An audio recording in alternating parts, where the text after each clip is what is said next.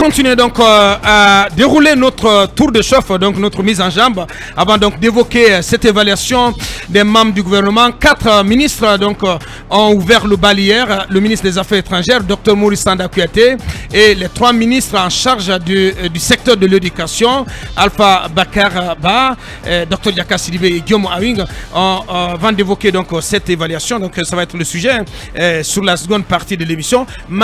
L'icône, on s'intéresse à l'ANAD qui s'est dotée d'une nouvelle charte.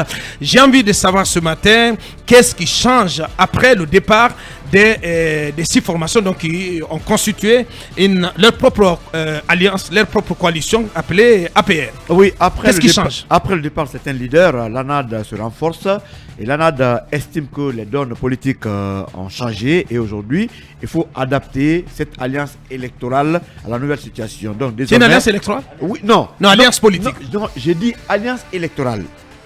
Au début, l'ANAD était une alliance électorale. Bien. Elle a été créée à la veille des élections de 2020 pour renforcer la candidature de Cellou Dalein Diallo. Ces partis sont venus autour de lui. Et puisqu'aujourd'hui il n'y a pas d'élection, il y a une nouvelle situation, l'ANAD passe d'une alliance électorale maintenant à une alliance politique. Bien. D'où cette charte qui renforce le fonctionnement de l'ANAD. Moi, le grand changement que j'ai pu voir à l'intérieur, puisque j'ai échangé avec des gens qui ont dit que quand l'ANAD a été créé, il y a même un certain Bogola Haba qui avait imposé Cellou comme président qui ne voulait pas, à cause en tout cas de son agenda riche à l'époque. Et aujourd'hui, l'ANAD va avoir un congrès où un président va être élu. Pour 2 ans, pour un mandat de 2 ans. Et ce président aura un cabinet composé des 4 vice-présidents et d'autres commissions. Donc, et le porte-parole là est également confié au président qui peut peut-être le déléguer à une personne de son choix.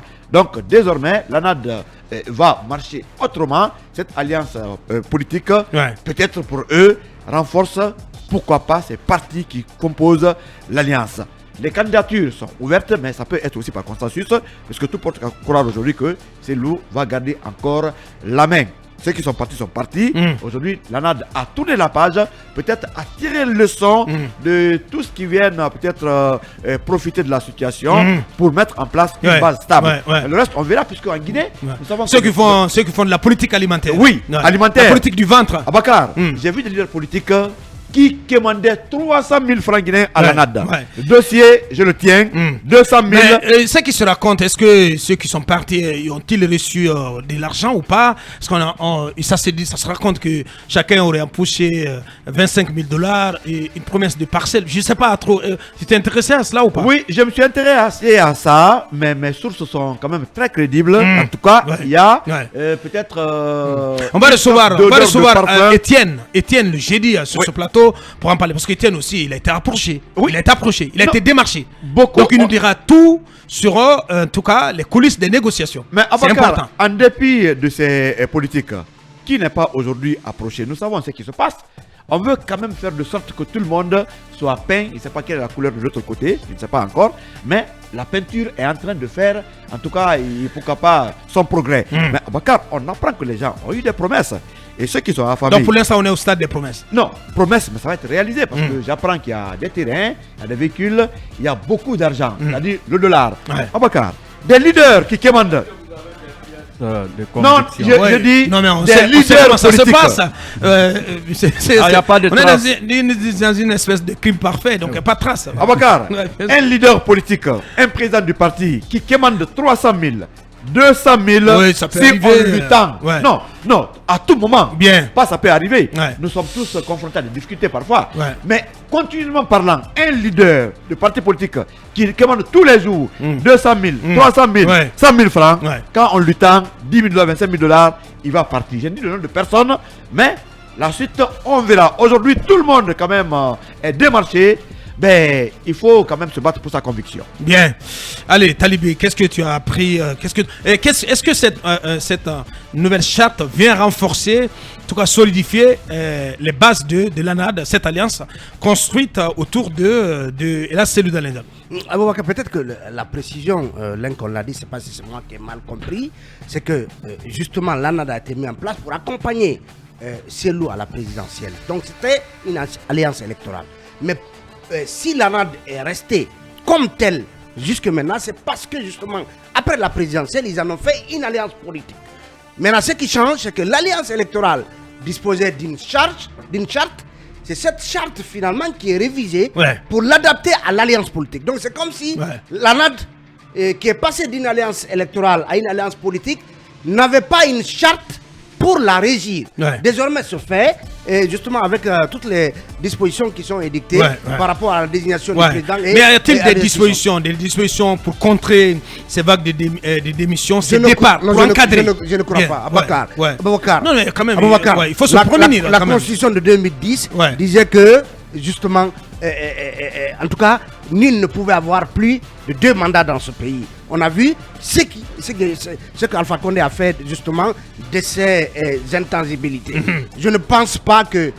Il est vrai que ça structure davantage l'ANAD, ça donne plus de visibilité sur le fonctionnement, sur justement les différentes structures ou les compartiments de l'ANAD, mais on ne peut, à mon avis, en aucun moment empêcher, parce que M. Diao Baldé le disait hier, ceux qui ils sont librement. Quand ils souscrivent à cette charte, ils la respectent en tant que membres. Le jour où ils décideront de partir, on ne peut pas les en empêcher. Toujours est-il qu'il y a plus de démocratie, en tout cas à travers cette charte, parce que désormais, même si c'est une forme qu'on y met, tout le monde sait d'avance qu'il n'y a pas photo, que c'est celui qui va être encore mis à la tête de cette alliance, mais on y met une sorte de forme démocratique par rapport au mode de désignation du président et des membres des différentes structures. Talibé, j'ai lu par exemple, je m'adresse à toi Bassekou, j'ai lu par exemple des dispositions relatives à la perte de la qualité de membre, mais aussi une autre disposition, donc à l'article 6, se rapportant aux règles de bonne conduite et du régime de sanctions. C'est important de savoir qu'est-ce qui peut conduire à la perte de la qualité de membre et quelles sont les dispositions prévues pour quand même une bonne carburation dans les rapports de collaboration au sein de la même entité, comme par exemple faire des critiques sur la place publique, s'entre-attaquer par médias interposés. Ce sont des attitudes qui ne sont pas quand même souhaitables et qui peuvent être sanctionnées au sein de l'ANAD désormais, en tout cas conformément à cette nouvelle charte. Oui, c'est une très bonne charte parce que aucune structure ne peut fonctionner sans une disposition, et l'ANAD jusque-là n'avait pas en tout cas mis en place cette disposition. Donc c'est important aujourd'hui que ces dispositions soient évoquées, qu'il y ait des commissions aussi qui ont été créées par exemple au sein de l'ANAD, parce que tout je vais te lire ces quelques dispositions en ce qui concerne les règles de bonne conduite. Les membres signataires de la présente charte ne peuvent appartenir à une autre alliance politique concurrente ou adversaire sans une démission au préalable. Chaque parti ou mouvement politique membre a l'obligation de respecter les autres entités membres de l'Alliance et plutôt de les traiter comme des alliés et d'éviter toute critique publique à leur endroit.